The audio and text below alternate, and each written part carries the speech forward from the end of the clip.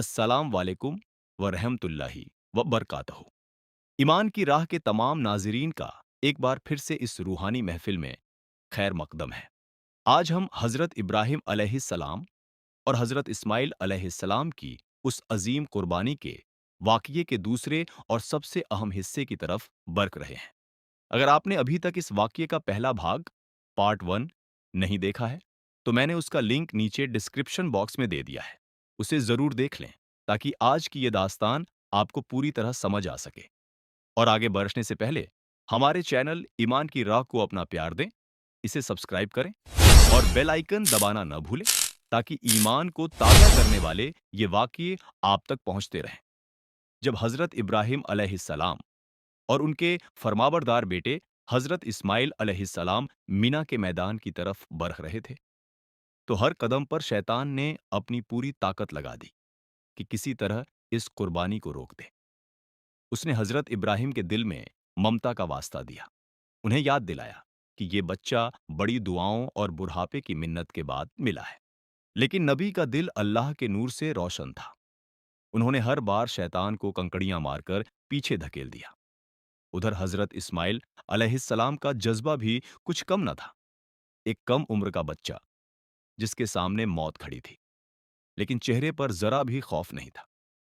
उन्होंने अपने पिता से कहा था, अब्बा जान, आप मुझे सब्र करने वालों में पाएंगे।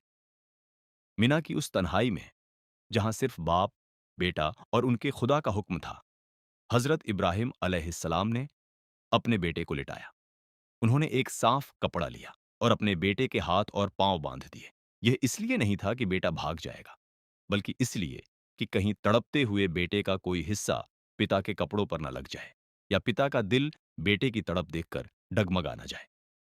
हजरत इब्राहिम ने अपनी आंखों पर पट्टी बांधी, क्योंकि वो नहीं चाहते थे कि बेटे की मासूमियत उनकी आंखों के सामने आए और अल्लाह के हुक्म के बीच ममता की दीवार खड़ी हो जाए। उन्होंने अपने रब का नाम लिया, बिस्मिल्लाह पुकारा और पूरी ताकत से छुरी को बेटे की गर्दन पर चला दिया। वो मंजर ऐसा था कि अर्श के फरिश्ते भी सांस रोककर देख रहे थे। छुरी बहुत तेज थी, उसे पत्थर पर रगड़कर इतना धारदार बनाया गया था कि वो किसी भी चीज के टुकड़े कर दे।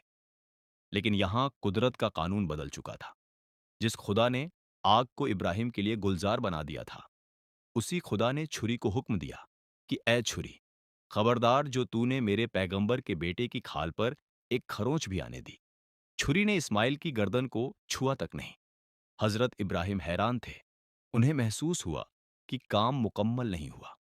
उन्होंने फिर से पूरी जान लगा दी, लेकिन छुरी नाकाम थी। तभी अल्लाह के हुक्म से हजरत जिब्रील अलैहिस्सलाम जन्नत से एक मोटा ताजा और खूबसूरत दुम्बा लेकर आसमान से उतरे। पलक झपकते ही अल्लाह के करिश्मे से हजरत इस्माइल अलैहिस्सलाम को वहां से हटा लिया गया और उनकी जगह उस जन्नती दुम्बे को रख दिया गया। हजरत इब्राहिम को इसका पता भी न चला और छुरी ने उस जानवर को कुर्बान कर दिया। जब हजरत इब्राहिम अलैहिस्सलाम ने अपनी आंखों से पट्टी हटाई, तो जो मंजर उन्होंने देखा, वो उनकी आंखों को ठंडक पहुंचाने वाला था। सामने हजरत इस्माइल सही सलामत खड़े, मुस्कुरा रहे थे और नीचे एक जानवर कुर्बान हो चुका था।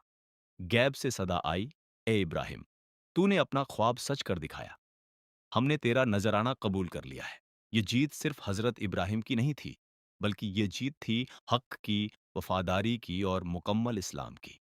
अल्लाह ने इस वाक्य को कयामत तक के लिए यादगार बना दिया। आज हम जो कुर्बानी करते हैं, वो इसी सुन्नत की याद है। ये वाकया हमें ये पैगाम देता है कि जब हम अल्लाह के लिए अपनी सबसे प्यारी चीज छोड़ने को तैयार होते हैं, तो अल्लाह मुश्किलों को आसान कर देता है और हमें वो अता करता है जिसका हम गुमान भी नहीं कर सकते। कुर्बानी सिर्फ गोश्त बांटने का नाम नहीं है, बल्कि अपने अंदर के शैतान और अपनी बुरी आदतों को अल्लाह की रजा के लिए कुर्बान करने का नाम है। हजरत इब्राहिम अलैहिस्सलाम की इस अजीम कुर्बानी ने हमें ये सिखाया कि अगर अल्लाह का साथ हो, तो आग भी फूल बन जाती है और छुरी भी बेअसर हो जाती है। अल्लाह हम सबको इस वाक्य से नसीहत हासिल करने की तौफीक अता फरमाए और हमारे दिलों में अपनी सच्ची मोहब्बत पैदा फरमाए। अगर आपने अभी तक पार्ट 1 नहीं देखा है, तो उसे ज़रूर देखें लिंक डिस्क्रिप्शन में मौजूद है। हमारे चैनल ईमान की राह को ज़्यादा से ज़्यादा सब्सक्राइब करें और इस वीडियो को शेयर करें। अल्लाह हाफ़िज़।